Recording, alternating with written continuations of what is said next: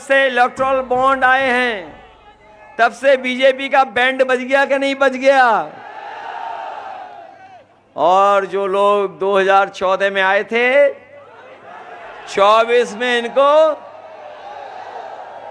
विदा कर देंगे। इस बार जो चुनाव होने जा रहा है, ये विशेष चुनाव हो रहा है और सबसे अच्छा तो ये लग रहा है कि लोकतंत्र का असली चुनाव तो आगरा में दोनों लोकसभाओं में हो रहा है, जहां जनता खुद ही प्रत्याशियों को जिताना चाहती है।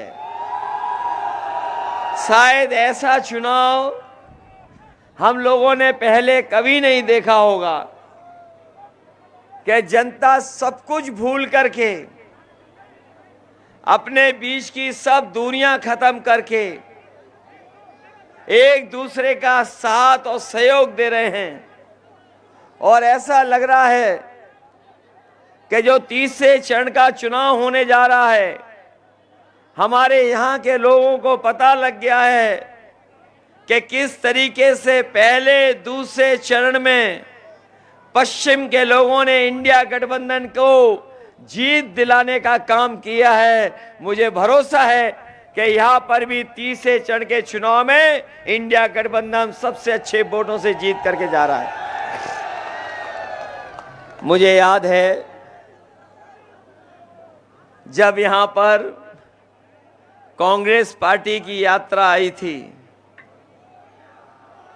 आगरा में, मैं अपने सभी नेताओं का और यहाँ पर उपस्थित सभी कार्यकर्ता साथियों का मैं विशेष धन्यवाद इसलिए दूंगा कि जिस समय यात्रा आगरा से होकर के आगे जा रही थी, सबसे ऐतिहासिक स्वागत अगर कांग्रेस पार्टी का यहां पर किसी ने किया था तो समाजवादी और कांग्रेस पार्टी के लोगों ने मिलकर के स्वागत किया था। और उसका परिणाम यह हुआ कि हवा और माहौल इंडिया गठबंधन के पक्ष में बन गया। ये लोग जो विरोधी लोग आ रहे हैं बीजेपी के, बताओ इनके 10 साल के कार्यकाल में क्या किसी के जीवन में कोई बदलाव आया है? ये वही भारतीय जनता पार्टी के लोग हैं जिन्होंने झूठी बातें और वादे झूठे किए। पहले तो किसानों से कहा कि तुम्हारी आय दोगुनी हो जाएगी। हमारे किसान भाई भी होंगे, उनके परिवार से जुड़े लोग भी होंगे। बताइए क्या किसानों की आय दोगुनी हो गई? और ये नौजवान जो बड़ी संख्या में खड़े हैं, इस सरकार ने कहा था कि हर साल 2 करोड़ नौकरी देंगे। ये तो सब बेरोजगार नौजवान खड़े हैं, नौकरी नहीं मिली। ये वही नौजवान हैं जो नौकरी और रोजगार के लिए मौका ढूंढ रहे हैं कि कब उन्हें रोजगार या नौकरी करने का मौका मिलेगा। और बीजेपी की सरकार का कोई भी परीक्षा बिना पेपर लीक के पूरी नहीं हुई। और ये जो पढ़े लिखे नौजवान हैं, जिन्होंने मेहनत की होगी, तैयारी की होगी, जिन्होंने कोचिंग की होगी और कई साल इंतजार किया था परीक्षा का कि उन्हें परीक्षा पास करके नौकरी मिलेगी, लेकिन उत्तर प्रदेश की एक एक परीक्षा लीक हो गया पेपर उसमें। और कोई एक परीक्षा का पेपर लीक नहीं हुआ है, 10 से ज्यादा परीक्षाओं के पेपर लीक हो गए। ये जो सरकार वाले हैं दूसरों को कह रहे हैं कि उन्हें गीला हो जा रहा है, न जाने क्या क्या बातें कह रहे हैं। ये बताओ इस सरकार में लीकेज कहां पर है? इस सरकार में लीकेज कहां है? जो सब पेपर लीक हो रहे हैं, कहीं तो लीकेज होगा, तभी तो पेपर लीक हो रहे हैं। मैं अपने नौजवानों से कहना चाहता हूं, फार्मूला याद रखना। इस सरकार ने 60 लाख बच्चों का भविष्य छीना है। नौकरियां जिनको नहीं दी पेपर लीक से, 60 लाख बच्चे दुखी हैं, परेशान हैं, उनके भविष्य में अंधकार कर दिया पैदा। अगर 60 लाख बच्चों की परीक्षा नहीं हो पाई और अगर उनके माँ बाप को भी जोड़ दें तो एक घर में 3 वोट इनके खिलाफ हो गए। और अगर 60 लाख का हिसाब लगाएं तो पूरे उत्तर प्रदेश में 1,80,00,000 वोट खिलाफ हैं। और यही 1,80,00,000 को अगर हम 80 लोकसभाओं से भाग दे दें तो बताओ हर लोकसभा में 2,25,000 वोट कम हो गया कि नहीं हो गया? कहां से भरपाई करेंगे? कोई रास्ता नहीं है इनके पास। और मैं देख रहा हूं हमारे एक प्रत्याशी तो फौजी हैं, फौज के लोग भी हमें दिखाई दे रहे हैं। मैं अपने नौजवानों से कहना चाहता हूं, जो तैयारी करते हैं फौज की, जो फौज की तैयारी करके फौज में भर्ती होकर के वर्दी पहन करके सीमा की रक्षा के लिए कसम खाते हैं, मैं उन नौजवानों से कहना चाहता हूं कि समाजवादी पार्टी और इंडिया गठबंधन कभी अग्निवीर जैसी नौकरी को स्वीकार नहीं कर सकता है। जब भी इंडिया गठबंधन की सरकार बनेगी, इस अग्निवीर व्यवस्था को खत्म करने का काम करेंगे।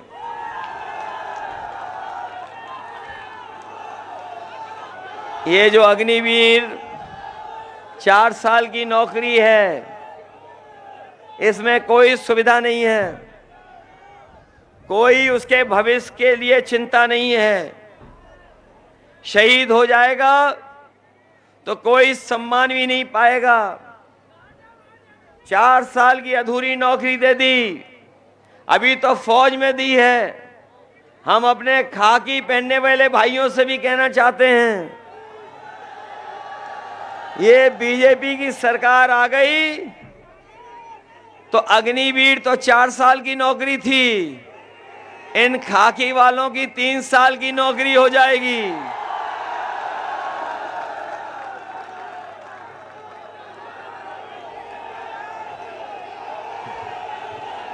इसलिए ये भी आपका साथ देंगे, ये भी साथ देने जा रहे हैं आपका। और कभी कभी पत्रकार साथी पूछते हैं, ये कैसे कह सकते हो कि 3 साल की नौकरी हो जाएगी? तो मैं उनसे सवाल पूछता हूं कि बताओ, किसी को पता था कि 4 साल की फौज की नौकरी हो जाएगी? बताओ आगरा वालों, आपको पता था कि नोटबंदी हो जाएगी? ये जो अग्रवाल जी बैठे हैं, हमारे थोड़ा बहुत कारोबार करते होंगे, इन्हें भरोसा दिलाया गया था कि जीएसटी से इनका व्यापार ठीक हो जाएगा। जिस तरीके से देश आजाद हुआ था, आजादी का जिस तरीके से सेंट्रल हॉल में जश्न मनाया गया था, उसी तरीके से जीएसटी लागू कर जश्न मनाया गया था। बताओ जीएसटी से व्यापार बर्बाद हो गया कि नहीं हो गया? किसी को पता था कि बैंक का पैसा लेकर के बड़े बड़े उद्योगपति विदेश भाग जाएंगे? इन्होंने बैंकें डुबा दी, बीजेपी वालों ने बैंकें डुबा दी, ये पता है आपको? इन्होंने एयरपोर्ट बेच दिए, किसी को नहीं पता था। हवाई जहाज बेच दिए, किसी को नहीं पता था। पानी का जहाज का जो बंदरगाह है वो बेच दिया, किसी को नहीं पता था। टेलीफोन की कंपनी बेच दी, किसी को नहीं पता था। ये आउटसोर्स की नौकरियां आ गई सरकार में, किसी को पता था क्या? तो इसलिए सावधान हो जाओ। अभी तो इन्होंने थोड़े बहुत फैसले लिए हैं, ये सरकार में दोबारा आ गए तो हमारे संविधान को खतरा पैदा हो जाएगा। इनके लोग कह रहे हैं संविधान बदल देंगे, लेकिन इस बार उत्तर प्रदेश की जनता कह रही जो संविधान बदलना चाहते हैं हम उन्हें बदल देंगे। ये डबल इंजन वाले लोग, ये डबल इंजन की सरकार वालों के आगरा में होर्डिंग देखे होंगे आपने। ये जो बड़ी बड़ी होर्डिंग लग गई हैं डबल इंजन वालों की, लेकिन उसमें एक इंजन गायब है। और जो चुनाव लड़ रहे हैं वो इंजन भी नहीं दिखाई दे रहा उन होर्डिंग में। ये वोट किसके लिए मांग रहे हैं सोचिए आप।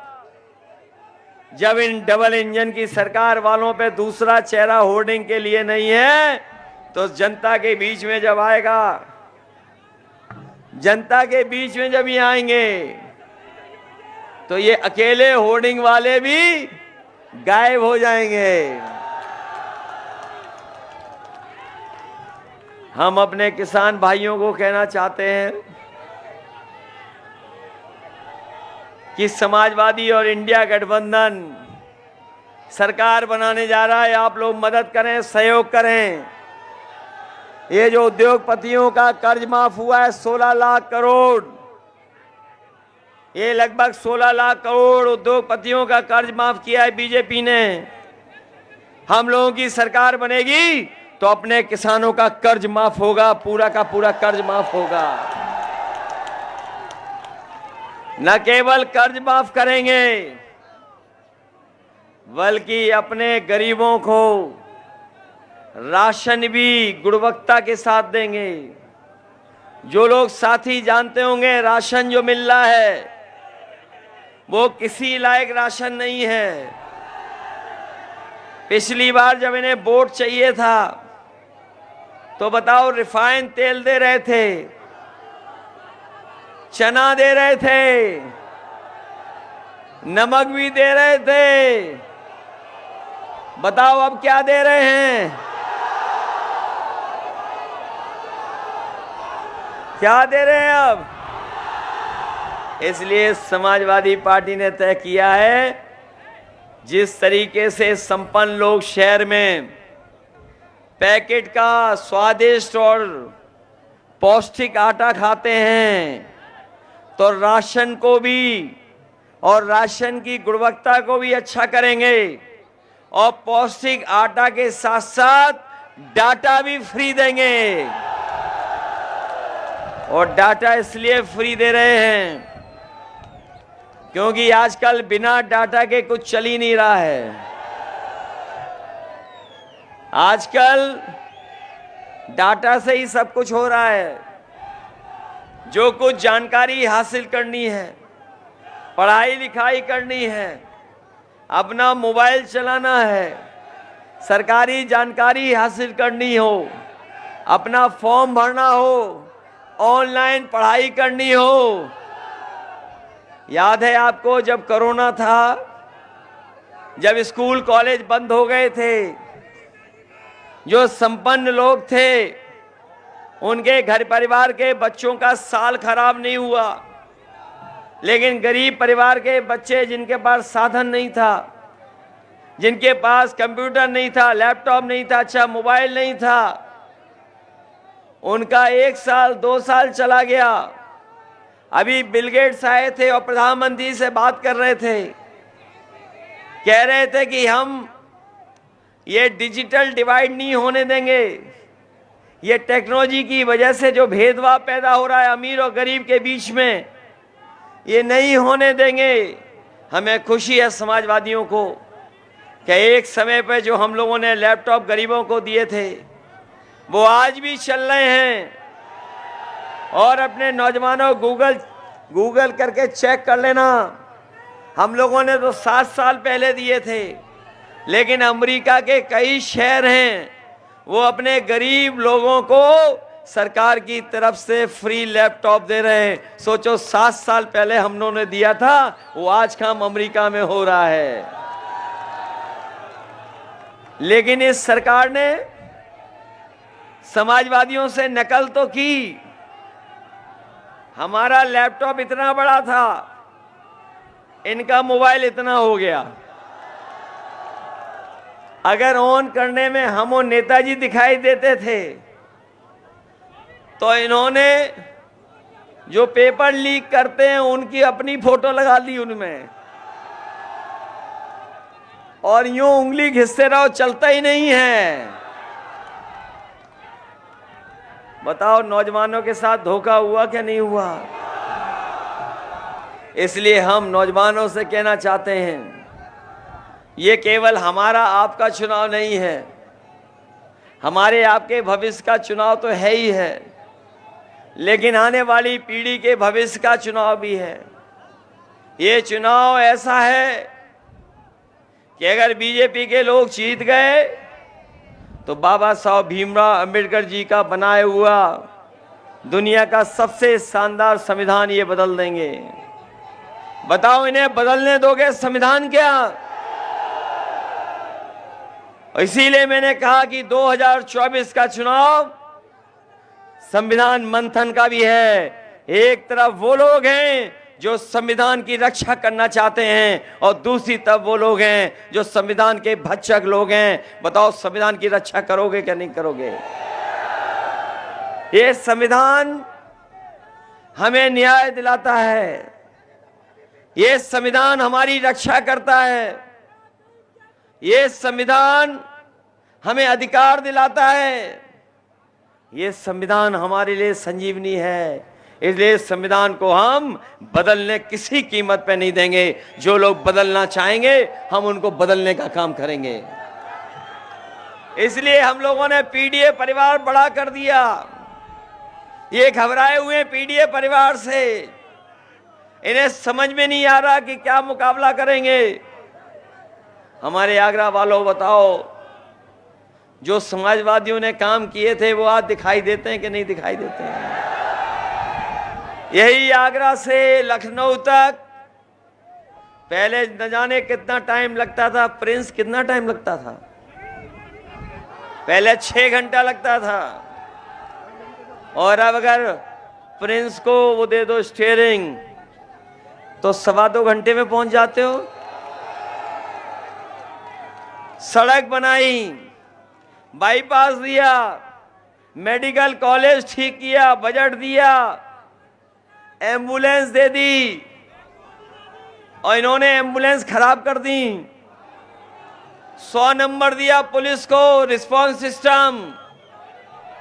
सरकार ने 112 कर दिया। सरकार ने नंबर बढ़ा दिया, 100 से 112 कर दिया। पुलिस को लगा कि उन्हें भी रेट बढ़ा देना चाहिए। बताओ 100 नंबर खराब कर दी क्या नहीं करा दी? और ये लोग जो ईमानदार बन रहे थे, बताओ इनके ईमानदारी का पर्दाफाश हो गया कि नहीं हो गया? इलेक्टोरल बॉन्ड के बारे में तो जान गए होगे आप। हम आप लोग किसी को चंदा देते हैं तो 1000, 2000, 5000, 50,000, कोई संपन्न होगा तो 1 लाख दे देगा। लेकिन सोचो बीजेपी ने बताओ कितना पैसा वसूला। किसी से 1600 करोड़, किसी से 1000 करोड़, किसी से 500 करोड़, किसी से 400 करोड़, किसी से 200 करोड़। और जिसका ये हमें और आपको वैक्सीन लगवा रहे थे, बताओ वैक्सीन वालों से भी पैसा वसूल लिया कि नहीं वसूल लिया? भाई हम तो बच गए वैक्सीन से, आप बच पाए कि नहीं बच पाए? सोचो कैसी सरकार है, वैक्सीन लगाने वालों से पैसा वसूल लिया इन्होंने।